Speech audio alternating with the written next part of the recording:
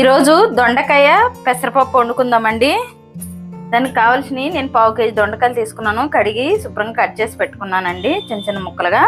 కొంచెం కరివేపాకు, ఓ 10 ఎల్లుల్లిపాయ రెంజలు, 1 ఉల్లిపాయ పెద్ద ఉల్లిపాయ కట్ చేశాను, ఒక 5 పచ్చిమిరపకాయలు తీసుకున్నాను, 2 టమాటాలు, ఒక 1/2 కప్పు పెసరపప్పు తీసుకున్నానండి. ఈ పెసరపప్పు వేసుకొని మనం దొండకాయ పెసరపప్పు టమాటా వేసుకొని చేసేసుకుందాం రండి. ఇగోండి గిన్నె పొయ్యి మీద పెట్టుకున్నాం కదా, నూనె వేస్తున్నాను.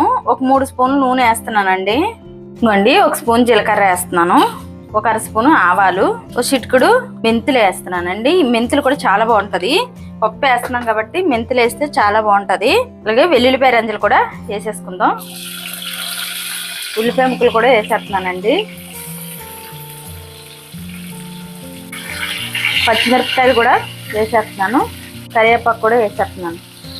వేసేసి కొంచెం కలుపుకుందామండి. ఇంకోండి కొంచెం ఉల్లిపాయ ముక్కలు వేగి కదా, ఇప్పుడు ఈ పెసరపప్పు కడిగి పెట్టుకున్నానండి. ఈ పెసరపప్పు కూడా వేసేద్దాము ఈ ఆయిల్లో. కొంచెం 2 నిమిషాలు ఈ పెసరపప్పు ఈ ఆయిల్లో వేగితే టేస్ట్ చాలా బాగుంటుంది.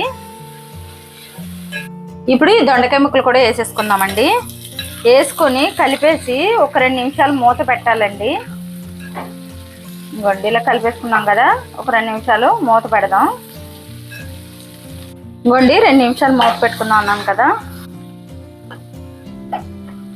ఇప్పుడు పసుపు వేసుకుందామండి. కొంచెం రుచికి సరిపడిన ఉప్పు కూడా వేసేస్తున్నానండి. వేసేసుకొని కలుపుకొని కొంచెం నీళ్లు పోసి మూత పెడదామండి. కొంచెం మగ్గాక అప్పుడు టమాటా వేసుకుందాం. టమాటా ఎమ్మట వేస్తే దొండకాయ ముక్క మగ్గదండి, పప్పు కూడా కొంచెం గట్టిగా ఉంటుంది మళ్ళీ. అందుకని కొంచెం నీళ్లు పోద్దాం.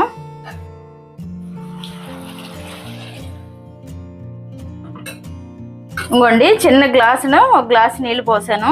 ఇప్పుడు ఇది మగ్గుతుంది, మూత పెడేద్దాం ఒక 5 నిమిషాలు. ఇంకోండి కొంచెం మగ్గింది కదా, చూడండి కొంచెం మగ్గింది కదా. ఇప్పుడు టమాటాలు వేసేసుకుందామండి.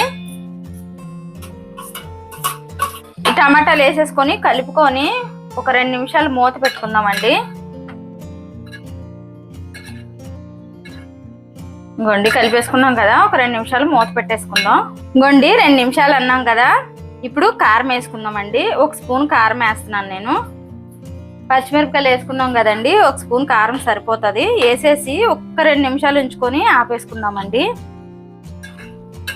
ఇంకోండి కలిపేసాను కదా, మొత్తం కారం కలిసిలా కలిపేసాను. ఈ నీరు కొంచెం దగ్గరికి అయిపోద్దండి ఒక 2 నిమిషాలు ఉంటే.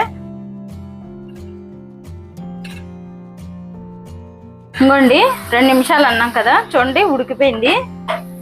పెసరపప్పు కూడా మగ్గిపోయింది చూడండి. పెసరపప్పు, టమాటా, దొండకాయ టేస్ట్ అయితే మాత్రం చాలా బాగుంటుందండి. చపాతీకి కానీ, రోటీకి కానీ, పులకాకి కానీ, వేడి వేడి అన్నంలో వేసుకుని తింటే మాత్రం ఎక్సలెంట్ గా ఉంటుందండి. ఈ పెసరపప్పు దొండకాయ ఇలా చేసుకుంటే టేస్ట్ కూడా చాలా బాగుంటుంది.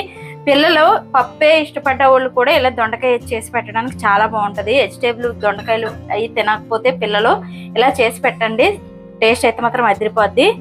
నచ్చితే లైక్ చేయండి, షేర్ చేయండి, కామెంట్ చేయండి, సబ్స్క్రైబ్ చేయండి. కాకపోతే ఒకసారి ట్రై చేయండి, చాలా బాగుంటుంది టేస్ట్ అయితే మాత్రం.